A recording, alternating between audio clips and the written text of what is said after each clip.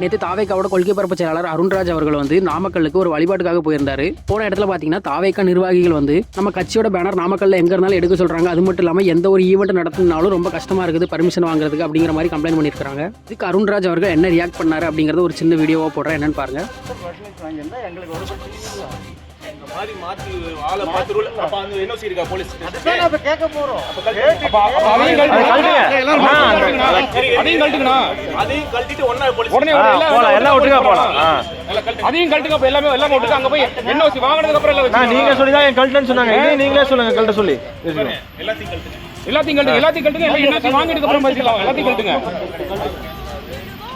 அதுக்கப்புறம் பார்த்தீங்கன்னா தாவேக்காவோட தொண்டர்களுக்கும் தளபதியோட ரசிகர்களுக்கும் ஒரு சின்ன ரெக்வெஸ்ட் என்னன்னு பார்த்தீங்கன்னா 2 நாள் முன்னாடி வந்து டிவிகேக்கு புது சின்னமாக விசில் சின்னத்தை கொடுத்தாங்க. கொடுத்த சின்னத்தை வந்து டிவிகேயோட ஐடிவிங்க ஒரு பக்கம் பப்ளிசிட்டி பண்ணிட்டு இருக்க, விஜய் அண்ணாவோட ரசிகர்கள் வந்து நாங்கள் ஒரு சைடு பப்ளிசிட்டி பண்ணுவோம் அப்படின்னு சொல்லிட்டு கூகுளில் கிடைக்கிற ஏதோ ஒரு விசில் சின்னத்தை எடுத்து பக்கம் பப்ளிசிட்டி பண்ணிட்டு இருக்க.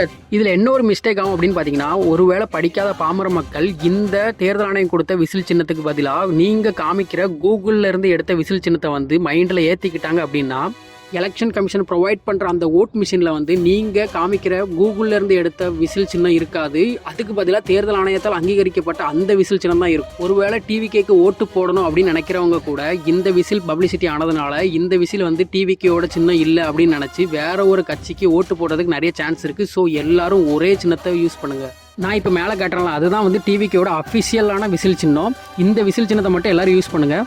இந்த வீடியோ பார்க்குற நீங்கள் இந்த வீடியோ பற்றின கருத்தை கமெண்ட்டில் சொல்லுங்கள். அது போக இந்த மாதிரி வீடியோஸ் தொடர்ந்து பார்க்கணும் அப்படின்னா நம்ம சேனலை சப்ஸ்கிரைப் பண்ணிக்கோங்க.